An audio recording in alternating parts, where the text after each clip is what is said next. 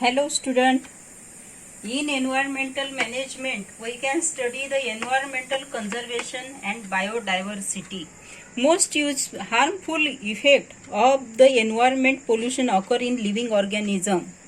म्हणजेच पर्यावरणीय प्रदूषणाचा सर्वात घातक परिणाम हा सजीवांवर होत असतो आणि याचे बरेच उदाहरणं आपल्याला माहिती आहेत.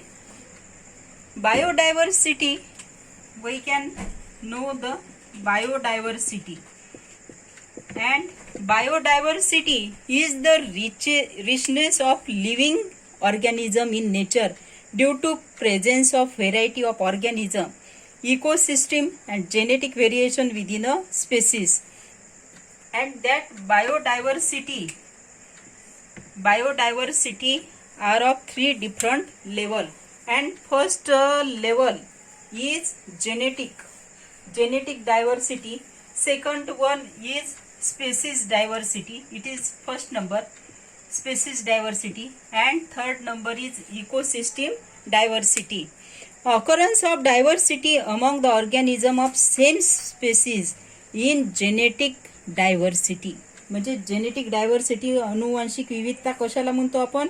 एकाच जातीतील सजीवांमध्ये आढळणारी विविधता म्हणजेच अनुवांशिक विविधता. Every human being is different from other. म्हणजे एक मनुष्य दुसऱ्या मनुष्यापासून कसा आहे? वेगळा आहे. म्हणजेच हे जे वेगळेपण आहे, हे वेगळेपण जे दिसून राहिलेलं आहे हे अनुवांशिकतेचं, हे जेनेटिकचं एक काय आहे? खूप मोठं उदाहरण आहे. आणि असं जर झालं नाही तर there is a decrease in diversity within the species whose member involve in the reproduction.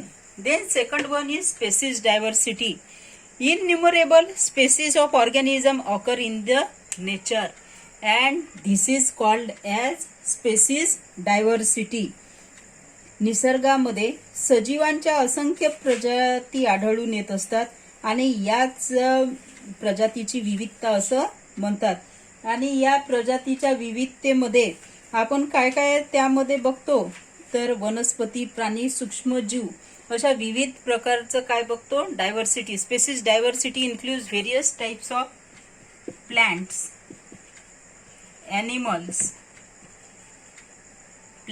animals, and different types of microbes that can be involved in species diversity. Species diversity मध्ये येते. Many ecosystem are present in each region and ecosystem is formed through the interaction between plant and animal and their habitat and change in the environment. Ecosystem are also two types. म्हणजे याचे सुद्धा दोन types आहे. First one is natural and second one is artificial. पहिला जो आहे त्याला आपण काय म्हणतो? नैसर्गिक. आणि दुसरा जो आहे तो आहे मानवनिर्मित. आर्टिफिशियल मीन्स मानवनिर्मित असं म्हणतो आपण. There are some symbol. काही सिम्बॉल आहे बायोडायव्हर्सिटीच्या संदर्भात. त्याच्यामध्ये आपल्याला काय म्हटलेलं आहे तर समजा एखादा ह्युमन बिंग असा दाखवलेला असेल आणि हा ह्युमन बिंग काय करत आहे? असा काहीतरी कचरा पुटअप करत आहे. म्हणजेच मग इथे आपल्याला काय म्हणावं लागेल? Keep waste carefully. म्हणजे वेस्ट मटेरियलला केअरफुली काय करायचं आहे? त्यामध्ये टाकायचं आहे. दुसरं, the structure are just like that. असं स्ट्रक्चर असेल तर save electricity.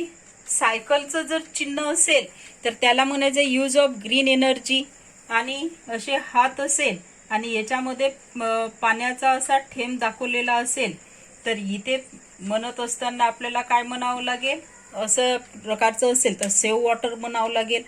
There are some symbols and there is no meaning.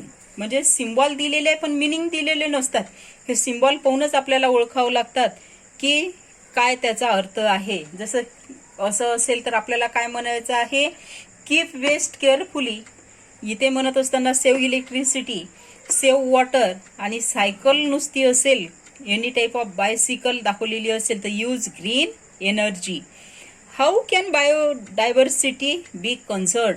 Protecting the rare species of organism, establishing the natural park, declaring some region as a bio reserve, म्हणजे काही area bio reserve म्हणून आपल्याला काय करायचं आहे, राखीव भाग म्हणून, राखीव जैव विभाग म्हणून घोषित करायचं आहे.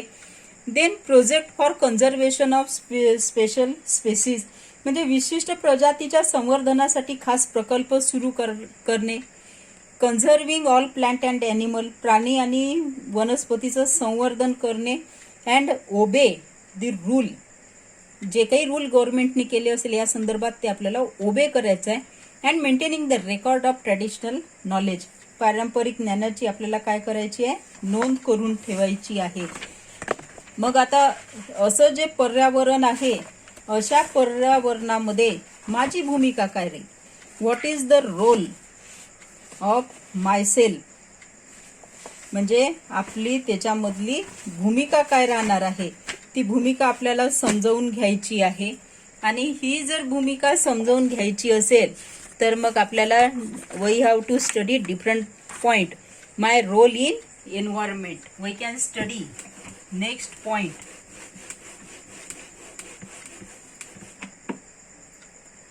Next point is, that is the first point. Second point, my role in environment. Environment मधला माझा रोल काय आहे, what is the role of myself. First आहे, फर्स्ट नंबरचं conservation, meaning that conserving the available resources, म्हणजे उपलब्ध साधन संपत्ती टिकवून ठेवणे, हा पहिला रोल आहे माझा. Second role is that control. What can we have to control?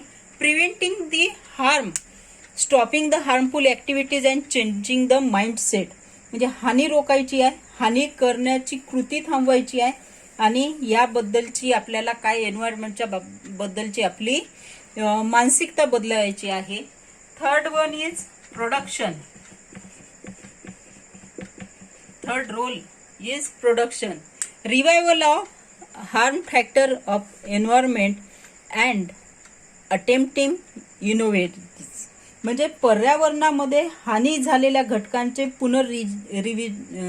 जीवन करायचं, म्हणजे रिवायवल करायचं, रिन्यू करायचं आणि नवनिर्माणासाठी काय करायचा, प्रयत्न करायचा.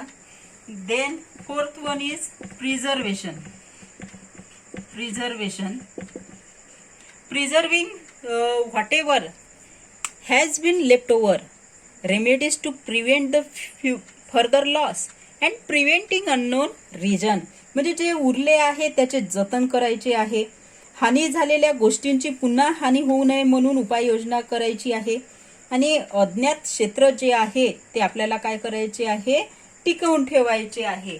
And fifth related point is prevention. Preserve केल्यानंतर त्याचं आपल्याला काय करता यायला पाहिजे, प्रिव्हेन्शन करता यायला पाहिजे. Preventing possible harm, designing new plan and factors harmful to environment, म्हणजे संभाव्य धोके रोखायचे आहे एन्व्हायरमेंटच्या बाबतीतले. नवीन कृती कार्यक्रम आखायचा आहे आणि पर्यावरणाला हानी पोहोचवणारे घटक जे आहे ते आपल्याला काय करायचे आहे, त्याला रोखायचं आहे. And six and last one is awareness. And meaning of awareness is education, guidance, imitation, organization and participation.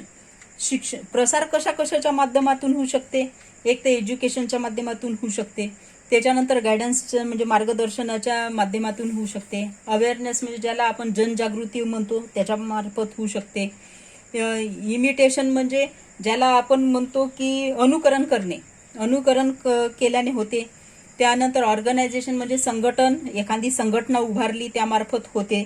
प्रत्यक्ष सहभाग असेल त्यानुसार सुद्धा होते. There are some hotspots. Another point we have to study is hotspot. Third one is hot spots of biodiversity.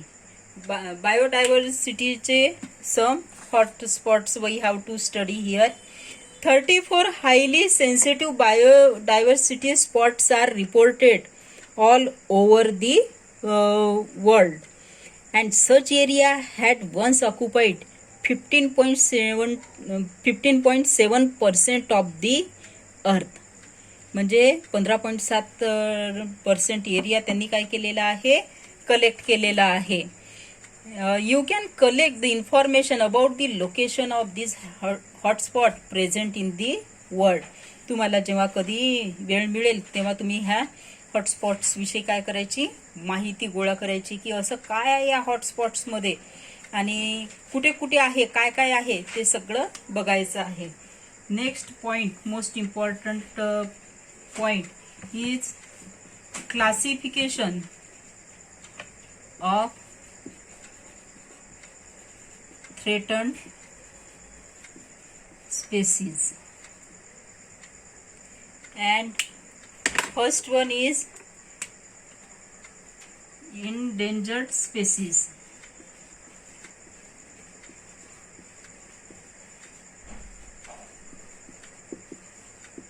Endangered species, either number of these organisms is declined or their habitat is shrunk to such an extent that they can be extinct in near nature.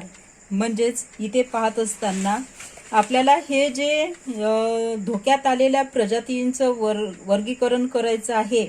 म्हणजे हे जे आहे endangered species, that is संकटग्रस्त प्रजाती, या प्रजातीची संख्या अत्यंत कमी उरलेली आहे. त्यांचा अधिवास इतका संकुचित प्रकारचा झालेला आहे की विशेष उपाययोजना जर केल्या नाही तर काही येणाऱ्या काळात काय होणार आहे, या प्रजाती नष्ट होऊन जाईल.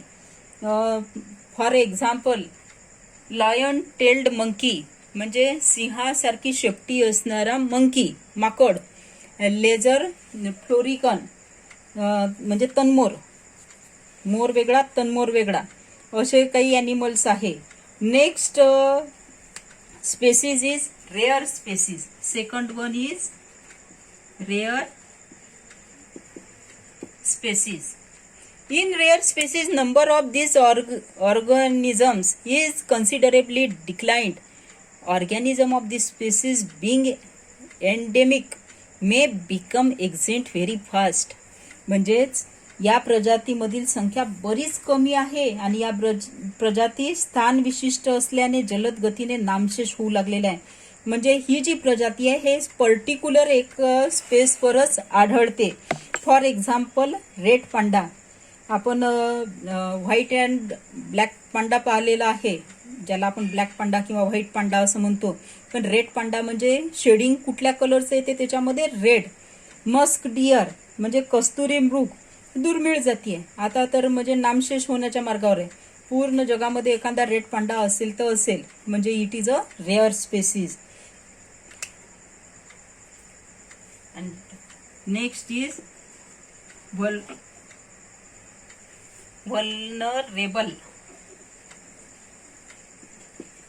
vulnerable species, म्हणजे संवेदनशील species. Number of these organisms is extremely less and continues to decline in their number is worrisome reason.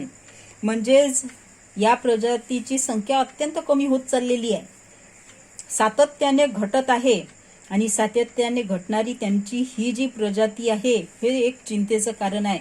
जसं for example tiger and lion, पट्टेरी वाघ, पट्टे पट्टे असणारा वाघ आणि गिरचे सिंह हे कसे होऊन राहिलेले आहे, कमी कमी कमी कमी होऊन राहिलेले आहे आणि हा एक चिंतेचा काय आहे, बाब आहे. Then indeterminate species. इनडिटर्मिनेट